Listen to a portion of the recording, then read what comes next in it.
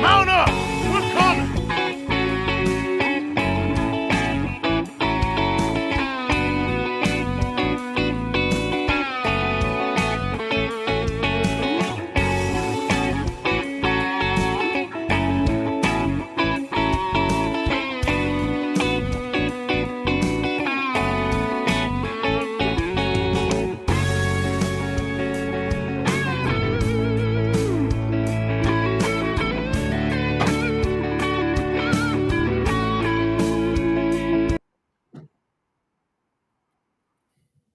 Hey everybody, welcome to another episode of Purple Insider. Matthew Coller here, and it is time for another roundtable with Manny Hill and Brian Murphy. Fellows, we have championship weekend, Vikings offseason, lots to discuss. So I've asked Brian to put together his list of all of his favorite free agent guards. No, I'm just kidding. That didn't happen.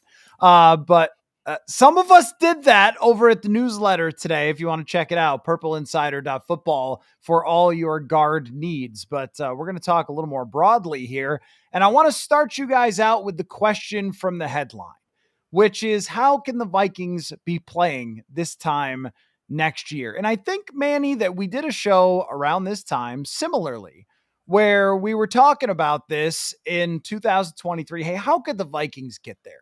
And I think our answer was if they drafted a quarterback who was awesome right away and then he took them there. We didn't exactly pin Sam Darnold on that, but I think we had decided, it's not really possible for next year. And then here they were winning 14 games. So without giving every possible explanation to what could get them there, Manny, you go first. What is it that pops into your when I ask you that question? I think what comes to my mind is I think it's going to have to be a similar situation to what we saw this season where, you get a lot of things that go your way. You get, I don't know how favorable the schedule is going to be next year because it's going to be tougher. I mean, they're going to play the AFC North next year, and that's not going to be easy. But I think the schedule is going to have to play a part in it. I think being healthy is going to have to play a huge part in it. I mean, that's what allowed them to win 14 games this year was that they were pretty healthy. I mean, losing Darisaw was a huge loss, but they were able to go and get Cam Robinson to kind of fill that void a little bit.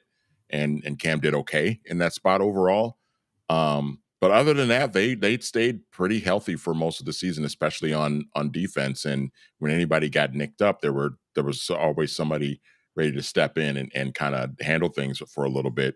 Even when Stephon Gilmore went down, we saw Fabian Moreau step in and kind of hold the fort down a little bit, and it wasn't a complete disaster. So I think it's going to take another circumstance like that. And as all three of us know, that's not a guarantee to have 2 straight seasons of pretty much complete full health, fully healthy roster. So I think it's going to take that, and it's going to take I think if the plan is to go forward with J.J. McCarthy starting for the first time next season, it is going to take, an effort from him that is going to be maybe beyond our expectations of, he's going to have to play probably beyond his years, beyond a 22-year-old playing NFL football for the first time. It's going to have to be like a C.J. Stroud in 2023 type of performance. That's what it's going to take, I think, for them to get in a position to be where the Commanders and the Eagles and the Chiefs and the Bills are right now. What you think, Murph? Yeah, competent quarterback play in the postseason. I know that might be asking too much, but what we saw obviously from Darnold against the Rams and the week before in Detroit really indicated how difficult it is to win if your quarterback is face planting every moment, every big moment. So there are a lot of factors. No 2 seasons are alike. I don't think the Vikings cannot lean on the fact that they are going to be relatively injury free. There are probably going to be particularly devastating injuries. We can talk about improved guard play. We can talk about whether Brian Flores is back to dictating what kind of a defense it's going to look like, because there's a lot of veteran questions. All of that to me, though, really it's very different. And Manny mentioned the schedule. So, yeah, they have the AFC North in this cycle. But lest anyone forget, the NFC North is now the powerhouse division, or at least we think it is. And with the Bears bringing in Ben Johnson now from the Lions to be their head coach, you could arguably say that this division has the youngest, most dynamic coaching minds in the league. So I don't see Green Bay regressing. I certainly don't see the Lions regressing. The Vikings may take a step back, but they're going to be in the mix again. And what's Johnson going to be able to do with Caleb Williams in terms of resurrecting the Bears? But all of that is great conversation. But until we know who's taking snaps, it's kind of difficult to project right now. Let's just assume it's going to be McCarthy, and whether it's McCarthy straight out, he's anointed, McCarthy outduels Daniel Jones, or they do bring Darnold back and there's a competition and McCarthy ends up week 1 starter. What's the standard for him? I think 14 wins is asking a lot, because again, he may not be a rookie, but he's a rookie / second-year player because he wasn't on the field all season. And if Jaden Daniels and Bo Nix are setting the standards for that draft class coming out and performing, Nix led the Broncos into the playoffs and Daniels is playing Sunday. Can McCarthy reach that level? They think he can, because that's why they drafted him 10th overall, and he was part of the star-studded draft class. It's just really difficult because we have no frame of reference for what he's going to be able to do coming off the knee injury, and we have no frame of reference of what he can do in an NFL game. So there's always the wild card asterisk question mark. What's your quarterback situation going to be? But for the Vikings, it's as glaring as ever. Well, and has to be where the conversation begins, is just what kind of quarterback play do they get next year? Because if they do go to JJ McCarthy, we have no idea what that's going to look like or how long it's going to take him. The last I saw him, I felt like he was getting pretty darn close to being ready to start once Sam Darnold stumbled. Now, the way that the season went, Sam Darnold would not have gotten replaced. I don't even think he would have gotten replaced after Jacksonville. They would have just kept rolling and racking up wins, and he would have spent the entire time on the sideline anyway and gotten a lot more actual practice behind the scenes. But I don't think that he would have gotten into too many games for last year anyway. So we really have no way of figuring this out other than to say, well, he developed a lot and he looked like he was pretty close, and he certainly is darn talented, and he's a very good leader, and he was developing his accuracy, and he has playmaking skill and everything else. All of which was done on a healthy knee. Right, that's correct. And do we think that he is beating the Rams? No, I do not think he was. I don't think that there are many quarterbacks, unless you are a much better runner, I guess, than Sam Darnold, or if you had a game plan that got the ball out of his hands a lot quicker. And I guess that's where I was thinking, because we have no way of talking about in this discussion, well, I think McCarthy's going to be this or he's going to be that, because none of us really know. I think he's going to be great right away. I think it's going to take him 4 games. Like, we would all just be completely guessing. Bo Nix had that game where he threw for like 60 yards. And I think everyone decided, this guy, he's not all that good. And then he went on a tear at the end of the year, makes the playoffs and all that. Like, it's always rocky for rookies most of the time. Even Jaden Daniels had a dip in the middle of his season. So did CJ Stroud his first year. There were some rocky games in there, and he fought his way through it. So we really have to look at the other parts of it. And as Kevin O'Connell takes on a contract extension now, Murph, I think that this would be an area for you, because you've seen so many coaches come and go and cover different coaches and things like that. I think that the first part of O'Connell's phase with transitioning through the competitive rebuild was spectacular, nothing short of it. But now the bar moves, the goalposts move to, hey, winning in the regular season is great. Having everyone talk about you helping quarterbacks is great. But now, without anything else in the playoffs, it's not going to mean a whole heck of a lot for him. So he's a victim of his own success here, that now we're talking about, you kind of have to be competing for this next year with this new contract extension, or it's going to be disappointing. Yeah, he set himself up for, being harshly judged, mainly because of his playoff record and the fact that his teams really just seemed to look unprepared for what was presented them at the time, and adjusting during that game to what those opponents were kind of making the Vikings struggle. So that is something that he has to deal with. It seems like, we don't know about Flores totally yet, but it seems like he's going to be coming back, at least just reading those tea leaves now. So there's some continuity there that'll help. I think he's a great coach. I think he's really handled walking into a toxic situation and putting together two of the finest regular seasons in franchise history. You can make an argument that I think they were smart business folks by letting this play out. I don't think there was any hurry to give him an extension, and just this sort of notion that, they're disrespecting him or they're waiting too long it was a pretty shrewd business move to not jump into anything. I don't think there was any sense they weren't going to extend him, but it was the timing.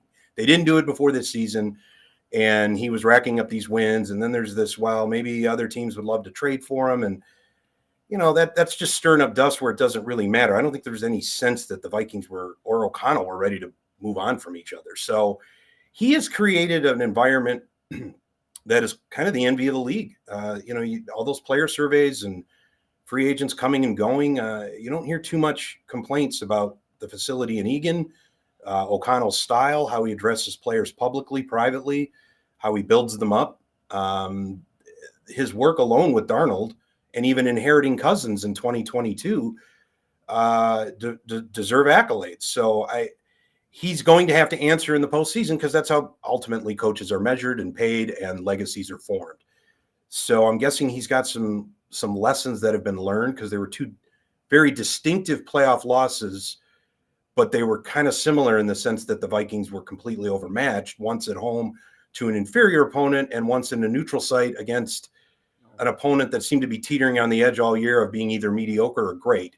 And the fact that, the Rams were handled pretty well in Philadelphia, despite the elements, but it just feels like that was a lost opportunity for the Vikings this season. So yeah, there's a lot for him to prove, but I feel like he's got the pedigree and he's positioned himself well for success here. Manny, I got a stat I want to throw at you because I know what a lot of people's answer is going to be when it comes to this. It's they need better guards. It's always that they need better guards. Always. I mean, I haven't been for 10 years. Truly, every single year that I've been here, the answer to why the Vikings haven't gotten over the top is guards. It's always been guards. And, I think that should tell you a little something. And part of it is that there's just not that many great guards in the NFL. And looking at the free agent list, again, purpleinsider.football, go sign up for the newsletter. There's a few. Tevin Jenkins, Trey Smith, you've probably heard their names already. And if you can get them, then they will upgrade your offensive line. But Manny, I think it's more complicated than that. I don't think it is just a matter of guards ring. Like sometimes we feel like we act like that. But I think that, when you look at Washington, they had a lower graded offensive line by PFF than the Vikings did this year. And they had a much better answer to Detroit. And maybe part of that was because of what they did to the Vikings. But I think that what Kevin O'Connell is going to have to understand is that the playoffs are a different football. And I'm sure he knew that as an offensive coordinator and saw McVay do it, but as the head coach, and having the counterpunch when teams can take advantage of every little weakness that you have, and they spend every waking moment on that game and that game alone to try to win it. And when you're going up against the teacher, your mentor, the guy that hired you, Sean McVay, he's going to know every single weakness you got and how you're going to try to answer it. And I think we've seen a lot of coaches through the years learn in the playoffs by their failures and eventually get over the top after that. So where would you look at for learning from the failures to try to improve when they get a shot here in the near future? It goes to something that we have talked about really for the entire 2024 season when we saw the Vikings have some struggles on offense. It's implementing more of a shorter passing game. And that doesn't mean that you get rid of the deep shots, the big play opportunities. You don't want to take those away, but the part of KOC's development and growth as a head coach and as a play caller, you know what I mean? Because he's never been a head coach before this particular job. So there is sort of this learning curve that he's finding out now in these first 3 years. But one of the things that you're going to have to be able to do is, especially as you get to the playoffs and you're playing better teams, every team you play in the postseason is good. There are teams that are better than others. Kansas City, Philadelphia, we know those teams are great teams that can win championships, but every team you're going to get matched up with in the postseason is good. So you have got to bring your A game. You cannot have lapses in your game plan. You cannot have weaknesses that get exposed. And when you do have a weakness that get exposed, you've got to your point, you've got to have a counterpunch. And to me, the counterpunch in the case of the Vikings is you got to get some sort of a short passing game going. You can't continue to have, especially early on, when you can see Sam Darnold is going to have a hard time being able to deliver those deep shots down the field because either A, he's not seeing the guys, B, the protection's breaking down, or C, he does see the guy and he makes the throw and he overthrows him because he's too riled up and too juiced up. You've got to be able to sort of recognize that and read that situation if you're Kevin O'Connell, and you got to say, all right, let's take a step back here. Let's get Sam in a rhythm. He seems really riled up. He seems really fired up. Let's calm him down. Let's get some shorter passes, get him going in a rhythm, and then we'll be able to open some things up as we progress through the game. That is something that I think if this team is going to take another step, in addition to, give me Trey Smith and Jenkins both. Put one at left guard and right guard if you can afford it. Great. But we saw Philadelphia's offensive line, one of the best in the league, one of the two best lines in the league, them in Detroit. We saw that unit struggle against the Rams front in the playoffs.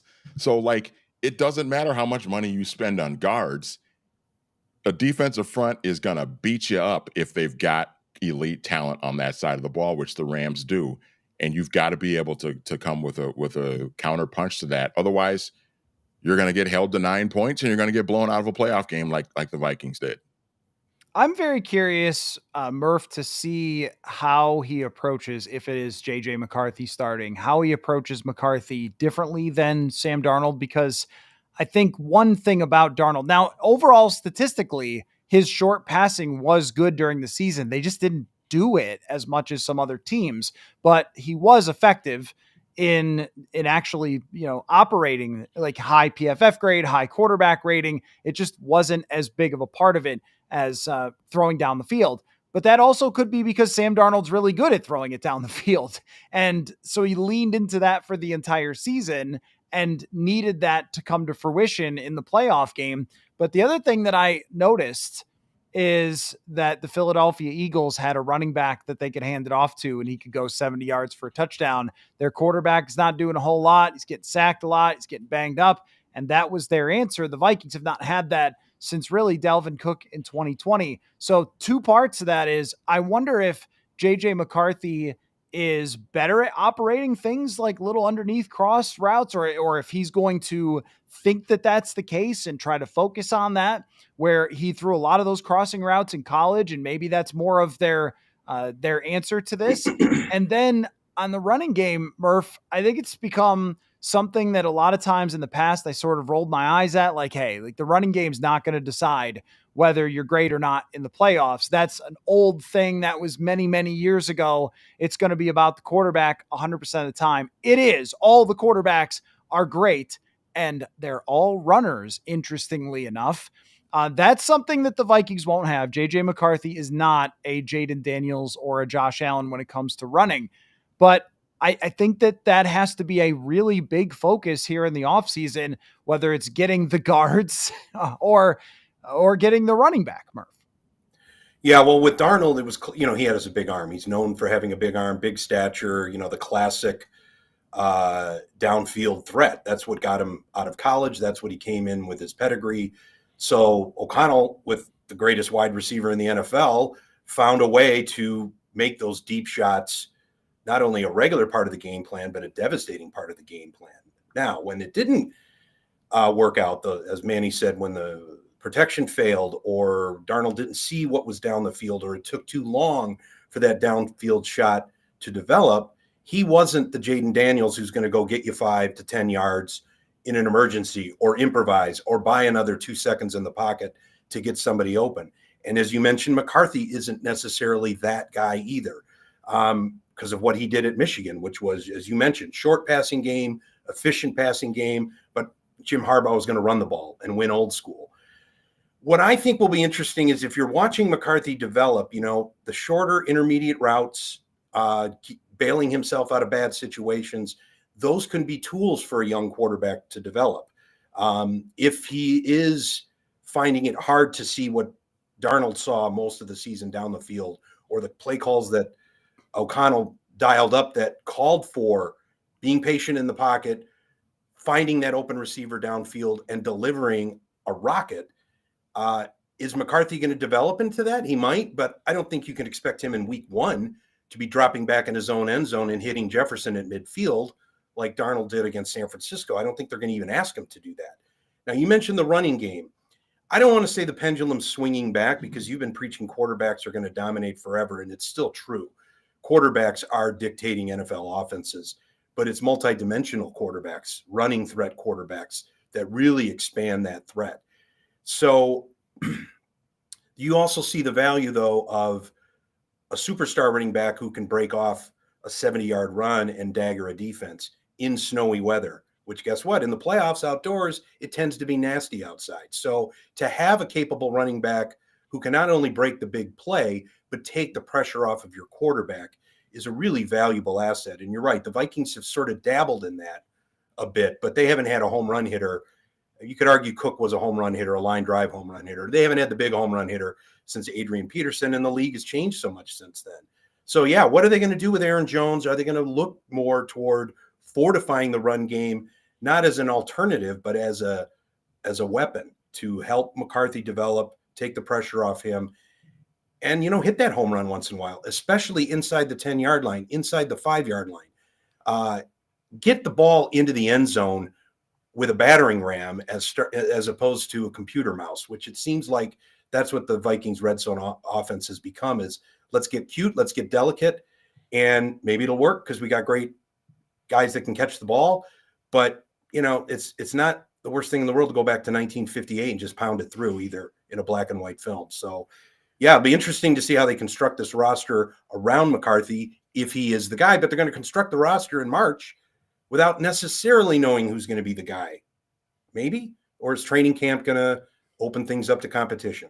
Are they going to declare McCarthy on March 20th after they've assembled the roster, he's our guy? I don't think that's going to happen. I think it's going to probably play out in camp. So it's just really hard to know what their identity is going to be until they retool the roster and name a quarterback. Well, the timeline is something, because they have to decide on the franchise tag by March 4th, but they could tag him and not trade him right away and then see what happens in the NFL, see what kind of offers they get. This would be the Sam Bradford, Carson Wentz thing in Philadelphia, where they held on to both quarterbacks, and then Teddy Bridgewater got hurt and Philly got a first-round pick.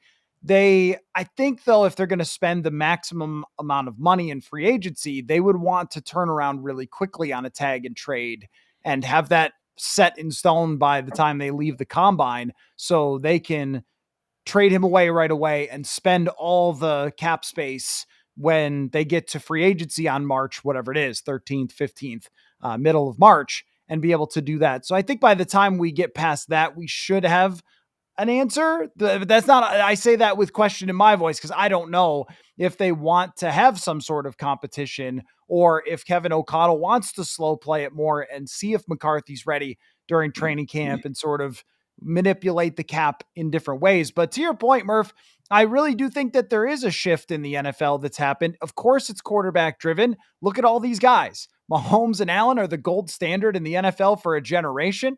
And then on the other side, you have the wonderkind quarterback in Jaden Daniels, and then someone who's already been to a Super Bowl. Of course, you're getting great quarterbacks on championship weekend. That's always and forever. But defenses play so much two ways. They play two deep safeties and they blitz like crazy. And what beats those two things is a consistent running game, which all of these teams have. Kansas City doesn't have an explosive runner, but they run a lot and they try to control the clock a lot. And I think that's something that the Vikings absolutely need. I also did want to say, too, that we are talking about a team that won 14 games. and the bones of a team that won 14 games is coming back. So it's not like Kevin O'Connell and Kwesi adofo-mensah need to say, oh boy, we were a massive failure last year. We better change everything. I think that they have to be actually a little bit careful about not changing too much just based on the result, because some of it might have just been bad matchup, bad timing. And remember, every team that played the Lions, what happened after that? They usually got beat, and it happened to the Vikings twice against the Rams. So sometimes the timing, I was even thinking about this, guys, that if the Vikings had lost the Seattle game and they had rested their starters week 18 and just played nobody at Detroit and then gone to LA completely healthy with the coaches focusing on, the playoffs for 2 weeks rather than the stress of the huge week 18 game, like, does it turn out different then? I don't know. Like, there's so many of those things that fell into line for this to be a disaster at the end, even though it was really successful all the way going through. So I want your opinion also on the defensive side, because it was good.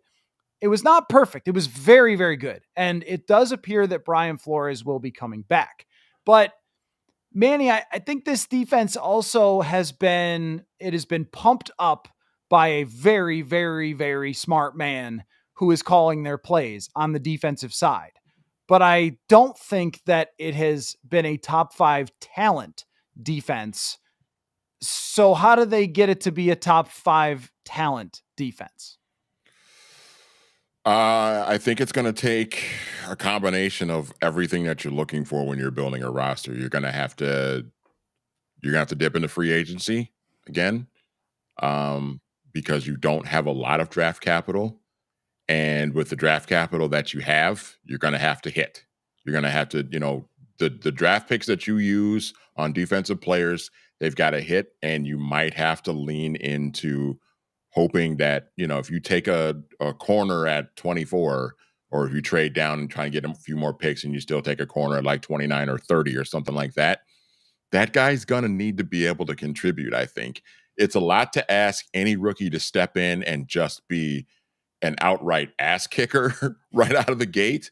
Certainly you see Dallas Turner, and I'll get to him in a second, but like, I think you're going to need some sort of a contribution from somebody that you get with this first round pick, if it's a defensive player.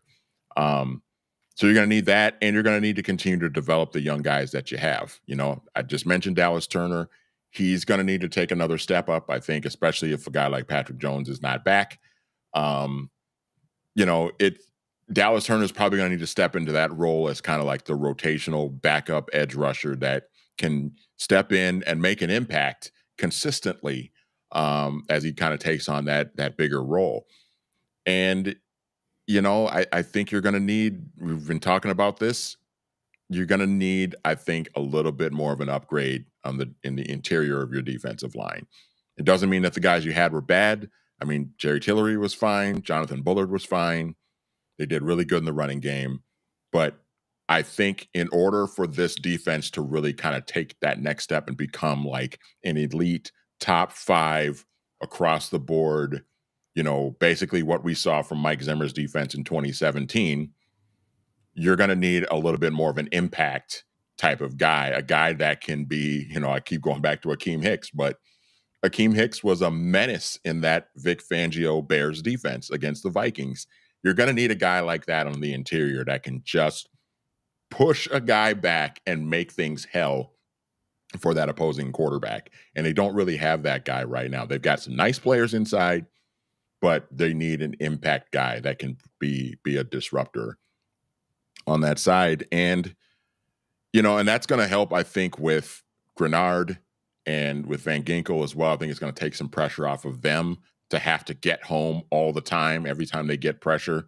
So I think it's going to take all of those things. And again, Murph talked about like it's really hard and almost not fair to expect a team to just be completely healthy 2 seasons in a row. But it's probably going to have to take a little bit of that too. You're going to have to at least avoid like the catastrophic injury where one of your key players is lost for the season, because they were able to sort of supplement the loss of Darisaw, but that's not guaranteed every time. Like, you lose a big part, they lose Jonathan Grenard. That's going to be a tough guy to replace, because now you're asking Dallas Turner to step into a role, an even bigger role than he's initially going to be stepping into. And who knows if he's going to be ready for that yet. So I think it's just a combination of everything, upgrading the talent and trying to stay as healthy as you can. Reaction, Murph? Yeah, Dallas Turner, boy, I think he's going to have to bulk up a bit. I think he saw what Yep. it takes to succeed in the NFL compared to the SEC. But boy, when he made splash plays, they were great, including week 1 against the Giants. He was, he was a menace immediately but you could tell throughout the season, he just didn't bring the A game that the Vikings required on a week-to-week basis to be reliable enough, especially to take, as you mentioned, the pressure off Gilmore and Van Ginkel. I mean, there were so many times those guys made the huge plays, but it would be nice to see a disruptor in the tackle position wreaking havoc on an offensive lineman, the way it seemed like so many other disruptors seemed to ragdoll the Vikings interior line on the worst possible moments. Big third down plays, times when Darnold couldn't escape the pressure. Most of the Vikings, I'm just speaking off the top of my head, it seemed like most of the Vikings pressure came from blitzes, exotic looks, trickery, keeping them off balance, and then Van Ginkel flying in off the edge, right? Where's the push on the interior? Where's the shoving an offensive guard into the backfield to blow up a play before it even starts? That's a little bit of, Harrison Phillips can bring that, but there's a little bit of that missing. And I don't know if that's available on the free agent market or in the draft, because I think they do need corner help. And those are at more of a premium, than interior linemen. But what I do like is that if having Flores back again and having that continuity, however they reconstruct this roster, he's proven that he can plug and play a lot of different players into roles that allow them to succeed. It may not be the most continuous and predictable and menacing look, but at particular times in particular games, Flores is able to dial up the right pressure at the right time, the right coverage at the right time. And boy, they were, you talk about injuries, you don't want to suffer injuries. I don't know if you can count on, what did they have, 33, 35 turnovers? I mean, it was something in the mid 30s, right? I mean, that was an astronomical number, and the timing of those turnovers were incredible. I don't know if that's possible all the time. Some of it's luck, some of it's being in the right place at the right time. Sometimes you're creating them. A lot of times it's a screw up by the other team. But I value Flores' experience, and I value his ability to kind of mix and match with whatever is handed to him. But it would be nice to see a little bit more of a menace on the interior line. And again, Kwesi cannot swing and miss with a cornerback pick or a safety pick this time around.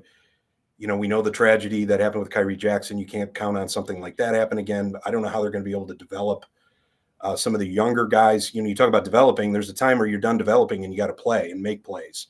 So let's see how they mix all of that together. It'll be a lot easier if Flores is back, and I think there are particular pieces in place with that scheme. But a lot of it does seem to be smoke and mirrors. So if Flores has a stronger roster with which to operate, that may make a bigger difference. I think it's really important that they get a cornerback, probably in free agency, because the Flores system, I think, asks a lot of corners mentally, that they get someone like DJ Reed who could just lock up a receiver when you need him to. Because on third downs, when teams would attack the middle of the field, a lot of times you're sitting in zones, you're vacating those zones with middle blitzes because you don't have a defensive tackle who can rush the middle, but you have to stay in those zones because if you play too much man, they're going to take advantage of you. I think you need somebody who is able to just say, all right, this is a big third down. It's Mike Evans versus you or whoever, and you got to win that rep. And they didn't really have that. I thought Gilmore gave him a lot. Shaq Griffin gave him a lot. I'd like to see Byron Murphy back. It's very interesting with Murphy that there are levels to the free agency. It works this way with safeties and corners, where the best of the best get way too much money for Byron Murphy. And then there's a huge drop to the second level guys where he exists that might be like $10 or $12 million a year, which is manageable for Byron Murphy. If he comes back, you get Mekhi Becton back. Blackman, not the guard. But then you get Dwight McGlothern developing, which was going to be another one of my points, was that they have to develop people. And if you're not given a bunch of first overall draft picks to work with, that means Jalen Redmond has to be on the field more next year and take a step. It means maybe Levi Drake Rodriguez, or I think they have high expectations for Dwight McGlothern, who was really, really good in training camp, but of course he wasn't going to play over Stephon Gilmore. So they have to find some more of these guys. Theo Jackson, maybe, if Harrison Smith retires, they're going to have some of these guys develop and get to that point where they can be reliable starters and they can be quality playmakers. And just one thing to say about Turner, Andrew Van Ginkel and Jonathan Grenard were second and third in most snaps played of edge rushers in the entire league this year. There was really very little opportunity for Dallas Turner to play his position. So he played 25 snaps a game down the stretch at somebody else's position, at basically like the Patrick Jones type of role, where it was, we just need him on the field because he can make a game-turning play like he did against Chicago with the sack or the interception against Seattle. And I think that if he hadn't flashed at all, like you guys remember Laquan Treadwell's first year where it was just, oh man, this is bad. This is very ugly. Then I would be very down on it, but he did flash that talent. We really saw it. It's just opportunity wasn't there, and he needs to learn to win on the edges. But he's somebody that has to step up. There's no question about it that he has to step up next year in order for them to get out of this defense what they need to get out of it. Let me take a quick ad read moment, and then I want to talk about these championship games because I'm pretty pumped for this weekend, guys. But what you are seeing here in this roundtable is the different levels of men's hair. We have Manny with none. We have me wearing a hat for a reason. And we have Brian Murphy just as, I don't know, God just touched the top of your head and made that happen. And it's all real, folks, but we can't all be that lucky. So guys, if you watch the show all the time, you know I'm the hat guy, and that's because it's not going so great up there. If it's that way for you, you might want to check out Hims. If you've lost the battle for your hair, it doesn't mean that you can't find your hair again. With try Hims hair loss solutions, and you'll be joining the hundreds and thousands of subscribers that have found their hair again. It makes treating hair loss simple with clinically proven ingredients that regrow hair in as little to 3 to 6 months. The process is simple, 100% online, and there are no uncomfortable doctor visits. So start your free online visit today with hims.com/purple insider. That's HIMS.com/purple insider for your personalized hair loss treatment options. hims.com/purple insiders. Results vary. Prescription products require an online consultation with a healthcare provider. Maybe a hair care provider if it goes well for you, who will determine if a prescription is necessary. Restrictions apply. See website for full details and important safety information. Whew. Okay. Which game are you guys most excited about? Manny, you go first. Got to pick one.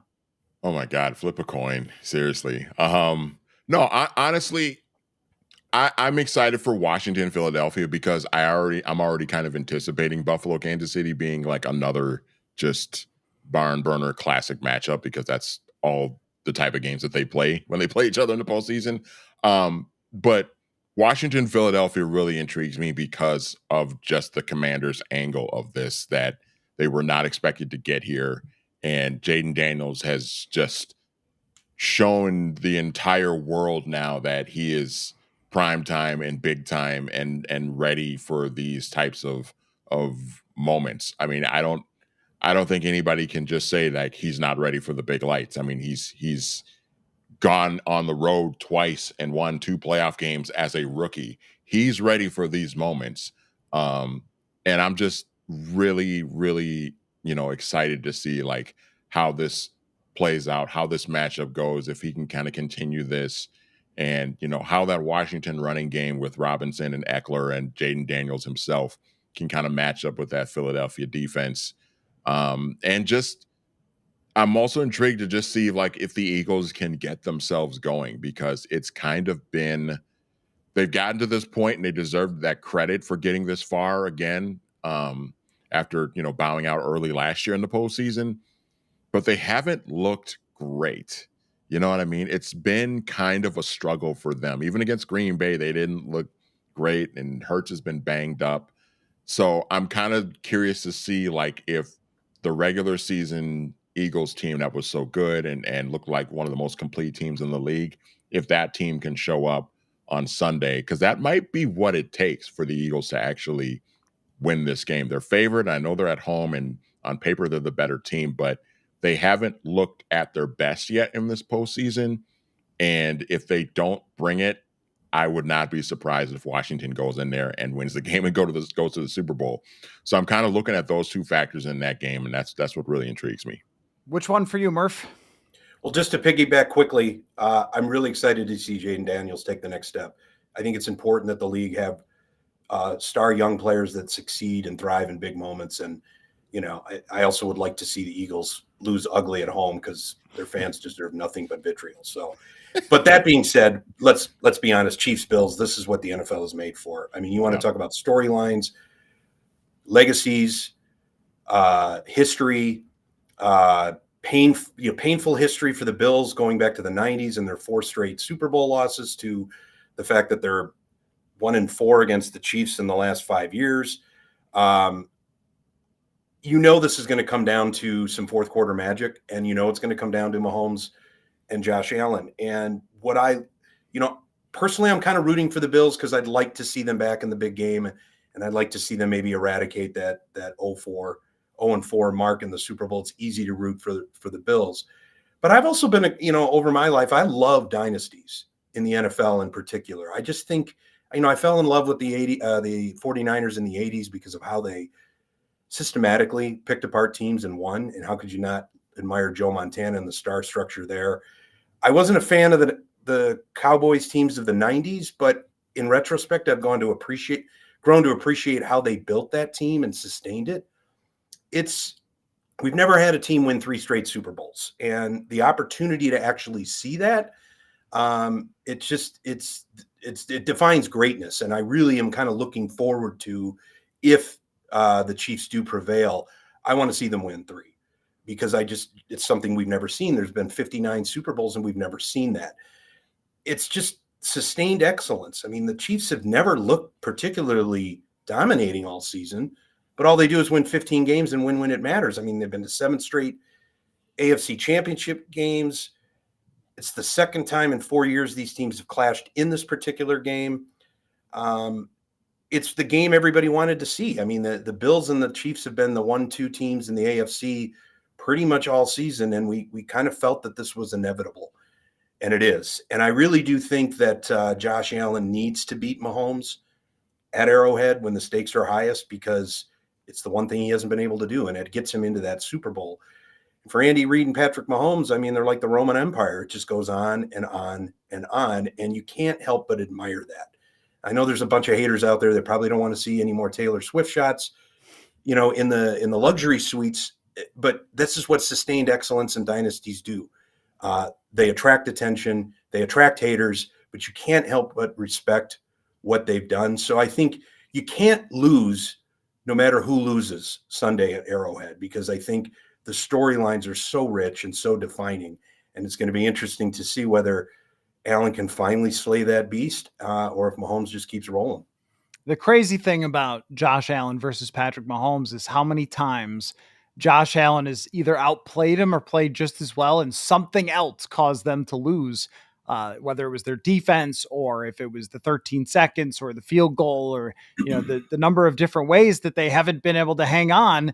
And last year, Josh Allen misses one pass in the end zone where he had an open receiver for a touchdown, and then the field goal goes wide right. It's all over right there. And you just go, man, he was that close. But Mahomes is just like Tom Brady in the way that if you crack the door open ever so slightly, he is going to take advantage of it. And what I'm so interested in with this Kansas City team is all year long, they have played this kind of screen pass, dink and dunk. It's almost like some of the Brady years where he threw 74 passes to Rex Burkhead or whatever. And you're like, huh?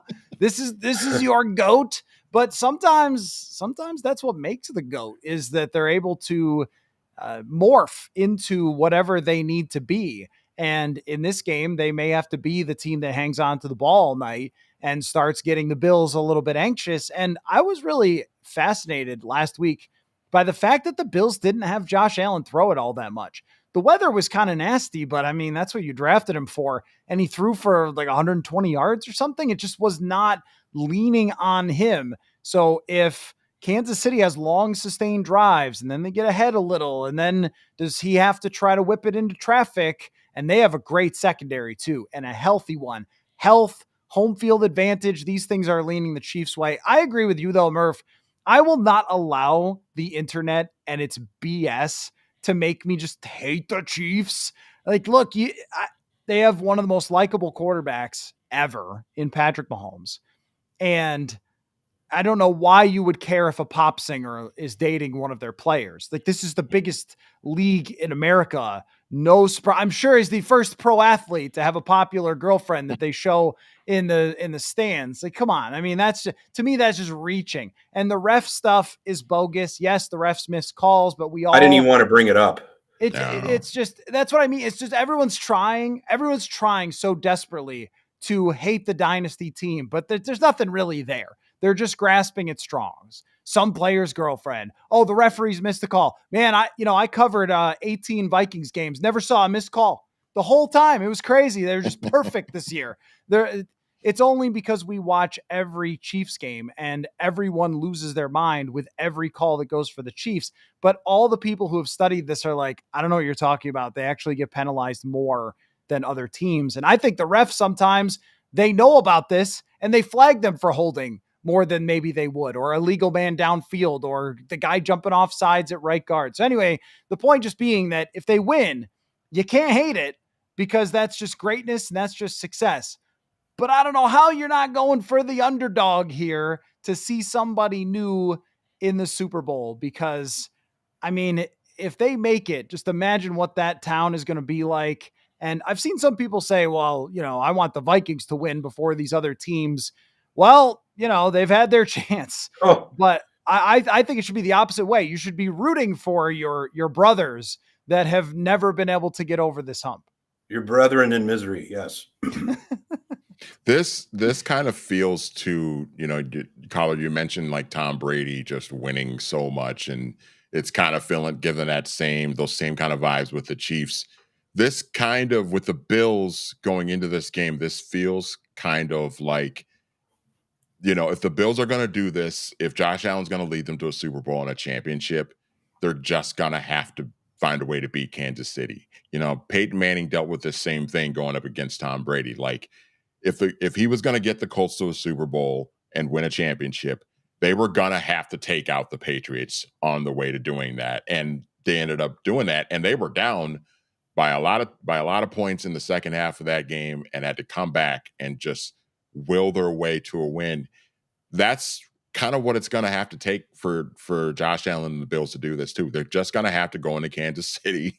You just got to win there. You got to win it in the postseason, and Josh Allen's going to have to be the one to get it done, because the Chiefs are not going to just hand this to them. You've got to go and take it. And it's just, I just, as a fan of, the Vikings first and foremost, but as a fan of football as a whole, this is just the kind of stuff that I love to see. You don't want to see any of these teams win, when it's kind of handed to you. You want to see them overcome just this Goliath as the underdog, just sort of take things over and go on to the next round and finally conquer that, get over that initial hurdle that's been just holding them back for all of these years.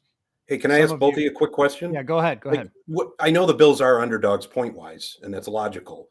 But given the history of these teams and quarterbacks and matchups, doesn't this feel like a toss-up anyway? Just because of, at this point, there's no secrets or mystery here. I know there has to be a favorite and an underdog, but it doesn't feel like Josh Allen is leading these, Naifs into the belly of the beast. They've been here before, both at home and on the road, and certainly at Arrowhead. It just feels like I feel like both teams have, this is their opportunity to have signature wins and signature moments. Both teams have had many of them, and the Chiefs more.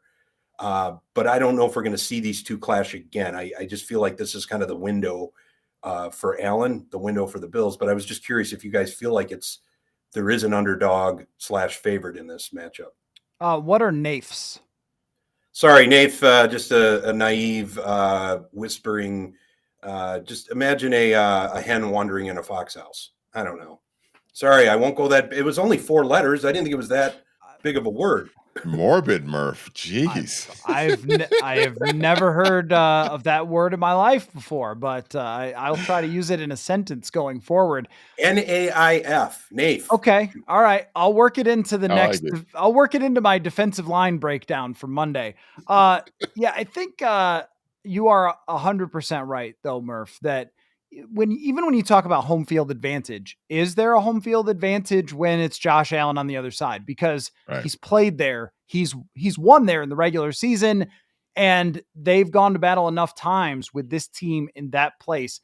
I just don't see that as somewhere where he's going to be overwhelmed by the atmosphere or the stage. And the crazy part about Josh Allen is the guy has played his absolute ass off in the playoffs. His playoff statistics are just astronomical. And it's just this one team that keeps getting him. And it's usually not something that he's done to even cause that. The remarkable thing about Allen is that the one Achilles heel he's had through his career is turnovers, turnover worthy plays, and throws into traffic and risks and stuff. In the games against the Chiefs, he hasn't even done that. In fact, last year, Stephon Diggs honestly dropped a touchdown pass, or at least a huge gain that he dropped right in the bucket and just didn't get the breaks. So it's really been the tiniest of tiny margins. And Manny, I think that for this one, a lot of it comes down to just can a not healthy defense for Buffalo slow down the Chiefs, because they have been banged up quite a bit. And once the Ravens turned it on, they ran over them up and down the field in the second half. If Kansas City could take advantage of their banged up defense, then they've got a pretty good chance. But I see this totally as 50-50. Yeah, I just have a hard time. I mean, even though the Chiefs offense as a whole this year hasn't been great, I think they were actually kind of like middle of the pack in terms of points per game. Like they were really carried by their defense just being so fantastic this year. But it's the crazy thing with them is, like, even though their offense statistically wasn't great this year, you still have the elite GOAT quarterback leading them and the elite GOAT tight end for him to throw to, who just always finds a way to get open. It doesn't matter what you're doing on defense. You could have the perfect defensive play called. Travis Kelce's going to get open, and 99 times out of 100, Mahomes throws him the ball, he's going to catch it.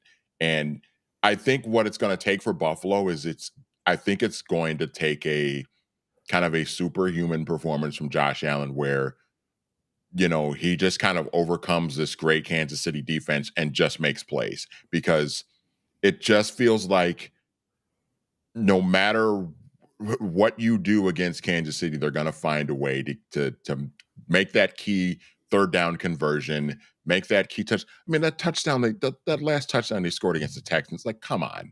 Like, that's just not what Mahomes did on that play. That's just not fair. Like, how do you stop that? You can't stop that, because that's just what the GOATs of this league do. They just make plays that are ultimately inevitable. So I think Josh Allen's going to have some big moments in this game, I think. And that doesn't mean that the Bills have to hang 45 points on the board, but it's just when the moment comes where you need a play, Josh Allen's just going to have to make one more play than Mahomes, I think, in order for Buffalo to conquer the Chiefs and go on to the Super Bowl. And there's two stats that really jump out to me regarding Mahomes is he's had 13 touchdowns since his last interception, which was 2 months ago. Oh, my God. And the Chiefs have gone 8 games without a turnover at all. I mean, this is a team that just doesn't give it away. You're going to have to go in there and take it. Even if they play poorly through much of the game, they're not going to hand you a short field and give Josh Allen that chance to dagger them. And that's how difficult it is.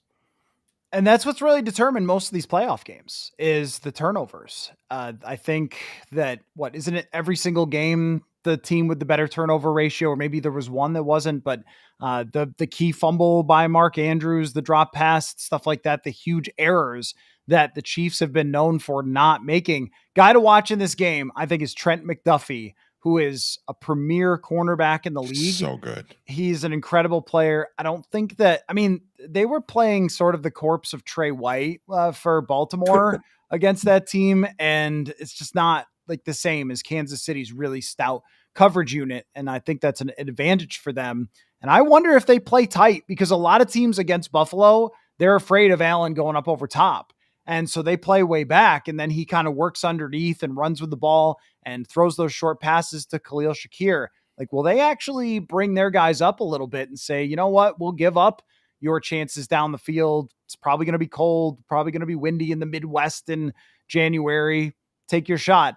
This matchup is just absolutely incredible. Can't wait. So before we wrap up, Murph, you're usually not in on Thursday evenings. We have the Underdog Fantasy sponsor here on the show. So we usually look at projecting some of the key players from these key football games. And if you want to play along, Underdog Fantasy, the easiest place to play fantasy sports, period. We're going to do some pick'ems here in a second.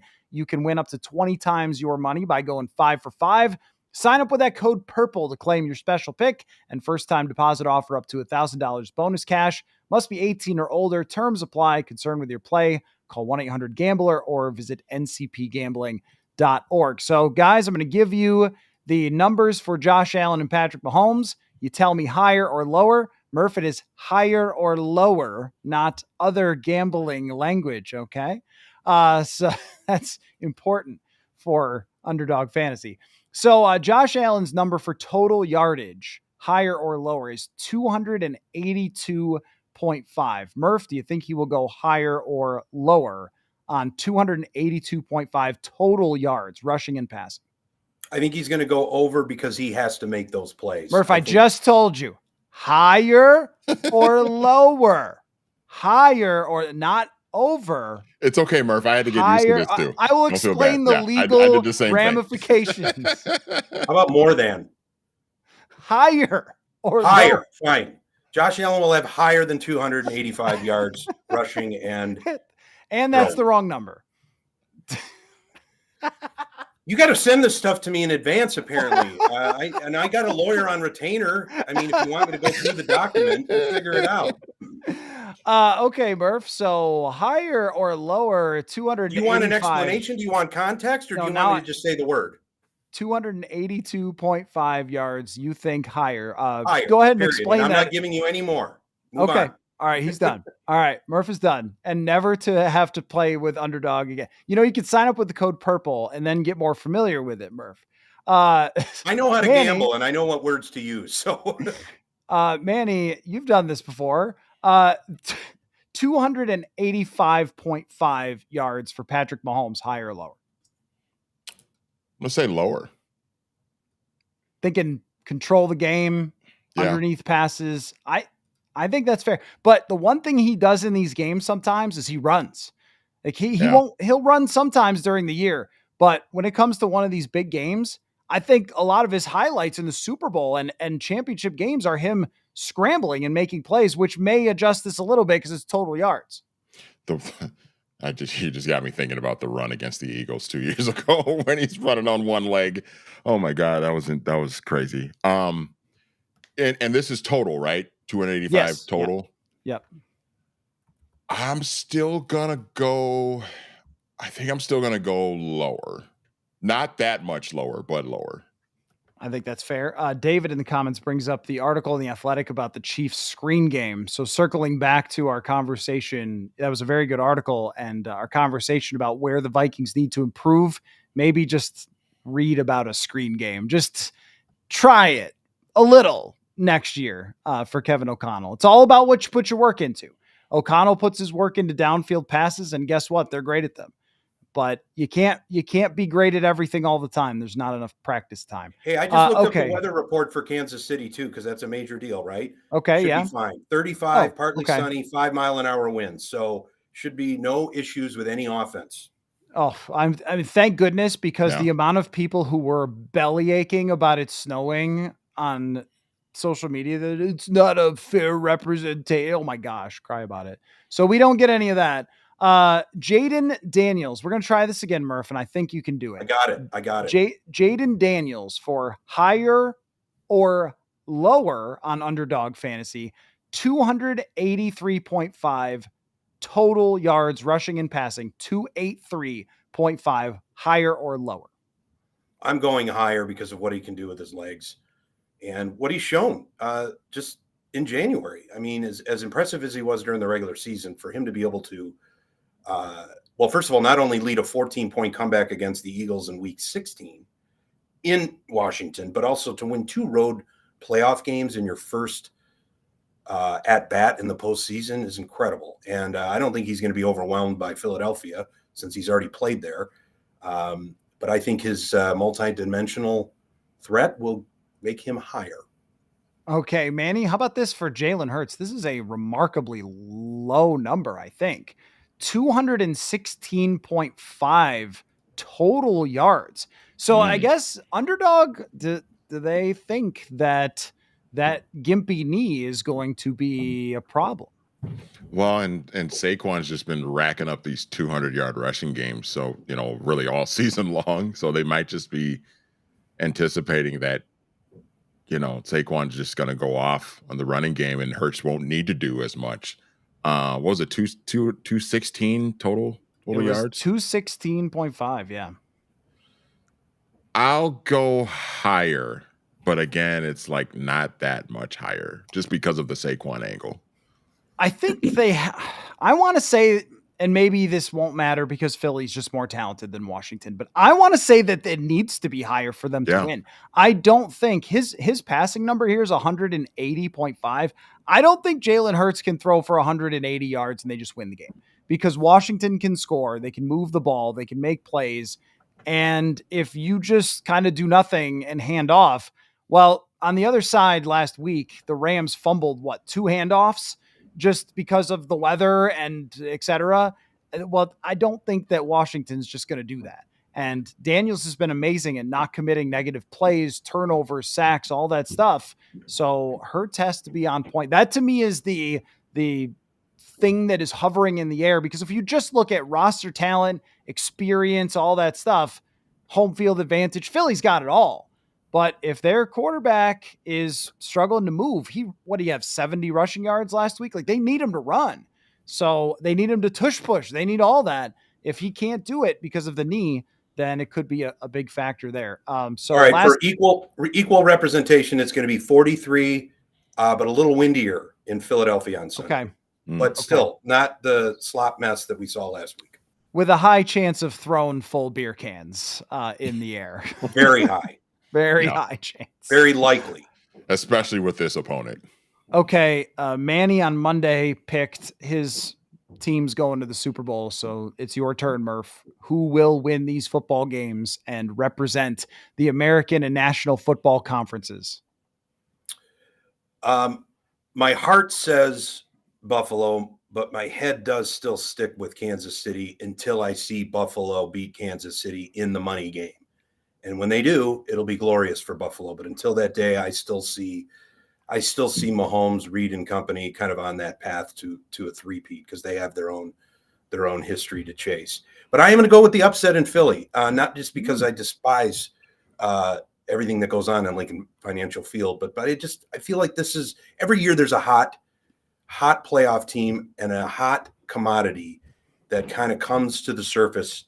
Doesn't always get them to the Super Bowl, but you realize there's something there. And I think what Dan Quinn has done in Washington has been pretty remarkable. I just see them finding a way to get it done. Philly's clearly more talented, but I just feel like this is a moment for Daniels and Washington. So I'm going to go with Washington KC down in New Orleans. And I believe Manny went with the exact opposite with Philadelphia and Buffalo. I am going to go Philadelphia and Buffalo as well, and we will see. There's no combination with these teams that would not be fantastic for the Super Bowl. So I really appreciate you guys taking the time for a little roundtable action here. A lot of fun having this conversation tonight. We will carry on our Vikings offseason coverage. We'll see what else sort of trickles in our way. We didn't even get 2 weeks out of KOC drama. As much as some people tried to make it into a big old thing, it never was. Who would have told you guys that it wasn't going to be a thing? Oh, yeah, me. So, it was me. I said that. But anyway, that we didn't even squeeze a week out of that. That's unfortunate. But whatever else comes our way, we will certainly break it down along with what happens going forward, the Super Bowl. Then we've got the combine and everything else. So there's a lot to come here on the show. Thank you, Manny. Thank you, Murph. We'll talk to you guys soon. And thanks, everybody, for watching and listening. Thanks, Football. everyone. You want to say football, Murph? Say football. That's what we do. There you go.